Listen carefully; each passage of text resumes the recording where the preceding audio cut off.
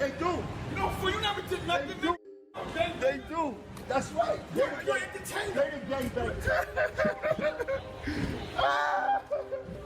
No, you soft, gang. You soft. You soft. Can you get the You film? soft. You get This the ain't film. 1989. You get the film. You ain't never had me up. You ain't never what? A cigarette. I had no. Give me the glass.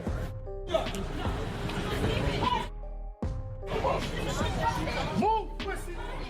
Chrissy, move. Come on, y'all. Baby, please, you can't let this happen. You can't let this happen. You can't let this happen. You can't. No. If we ain't doing that, let's not do it. If we doing it, let's get it over. I ain't got all day. Exactly. We're not. Let me do what I need to do. We're not doing I ain't it. got all day for this. Let me take a beat down. Let me take it. I'm gonna look good while I like it. Let's go. Let's go. Please. I'm ready. I'm right here. I ain't going nowhere till y'all know. Get off my block, then. You can't do nothing. Get off my block, then. I can do. You can't do nothing. Well, champ, still be chilling. You know what I'm saying? That's the hustle spirit. But that was old with him and what's the name? There's no beef, right? It's Well, that, yeah. I mean, you know, put it like this. When that happened, you know, we all had it on tape a long time ago, but collectively, it just seemed embarrassing for Harlem. And, you know, for me, family, if we truly are family, should be kept, you know, families fight, but the rest of the world don't need to see that. You know, I didn't think, you know, it didn't look like it went in his favor in that moment. You know what I'm saying? But, you know, I just felt real disrespected that he had brought some people down to even think about doing something to me. And my girl was out there, his girl was out there. But it was like some fights you just don't even be proud of.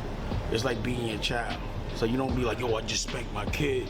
And I'm not saying my child, but you know, I know him young, and it's like to see that version of him is a lot different. Like I said, his name was Jomo before Jim Jones. He became Jim Jones, but I know Jomo. So I'm not saying that's soft or whatever, but I know that version could not beat me. You know what I'm saying? And you know, or at least I had to see.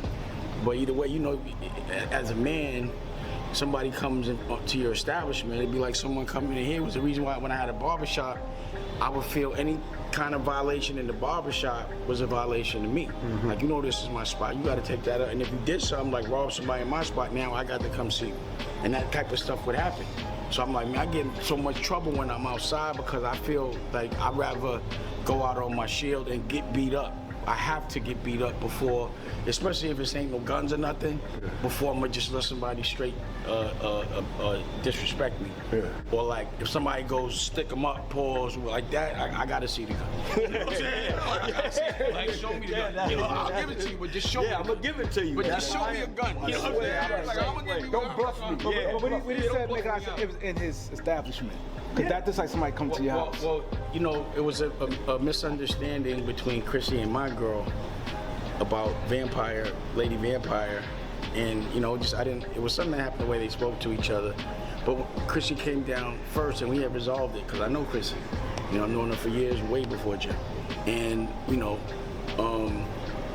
then he pulled up because he called me, and I kind of like hung up on him because he was popping it.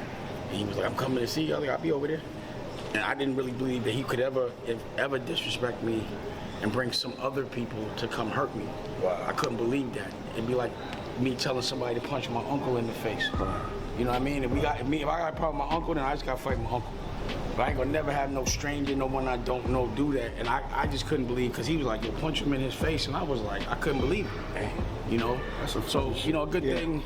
It's good that nothing happened because for sure. I'm not gonna say I'm the toughest guy in the world. Like, regardless to whether I would have lost that day or not, eventually I feel like I would have won. So I felt like it wouldn't be good to jeopardize a bunch of people's lives for no reason. You know, like again, a real friend is never gonna send someone else to put themselves in danger. You know, you gonna put yourself in danger before the people you care about. So I was just like, you know, but either way, it wasn't nothing that we was all celebrating. It was like that was it was like, we can't be the unit that we once was. Like, I can't look at my brotherhood the same. I had a link in the description so y'all could watch that clip right at the beginning, plus the full Beat 139 out of Harlem footage where they actually pulled up on Dame Dash and spoke to him directly about that viral video that took over the internet this weekend, even though the situation itself is from years ago. But I'm not gonna lie, it was still a solid conversation. Seeing Dame Dash handle it the way he did with those guys, they definitely did their thing by bringing this to light and showing another side of situations like this. How can you move forward, stay level-headed, and really hear Dame's response in that moment? That's exactly why I wanted to put it on the channel, especially with him explaining how old it was and how they didn't even want it coming out because it makes everybody look a certain way and shifts perspectives. But overall, I gotta be real, it made Jim Jones look very bad. Just the way he came at Dame, you could clearly see Dame Dash was genuinely hurt. And the guys who pulled up, they felt that too. They were like, nah bro, that's different. And Dame was like, yeah bro, this is different. He said, I watched Jim grow up. I knew him before he was Jim Jones, and I knew his girl before he even knew his girl. So for Jim to come at him like that in front of everybody, it's like, hold up, really? Dame went deeper and explained how every time he was around Jim, he always felt it was love. He said Jim always had his people with him, in the studio, with all his guys and everything. He never once thought Jim would ever tell one of them to hurt him or do something to him.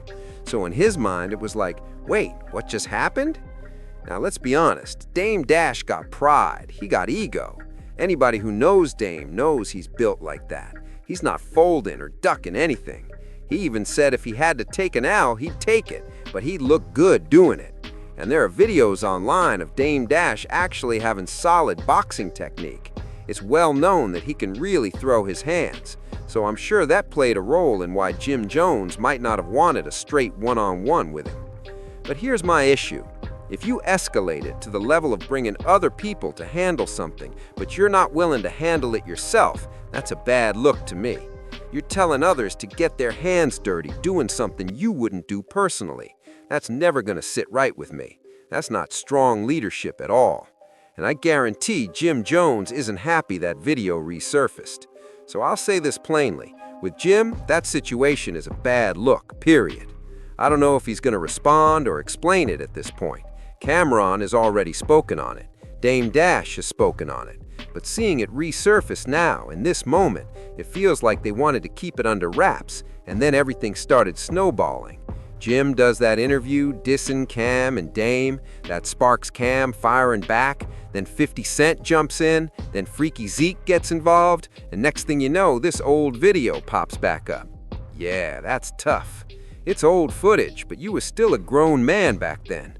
Bringing outsiders to confront someone who's supposed to be family in front of his girl at his own establishment, that's not cool.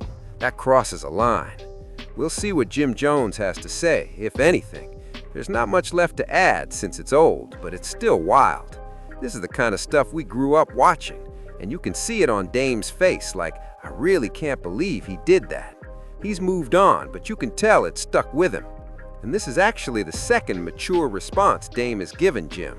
The first was after Jim's interview, and this one right here shows the same energy. And honestly, in this video, Dame Dash looks good. He looks at peace. He looks solid. Y'all let me know what you think. We got more coming, more videos on the way.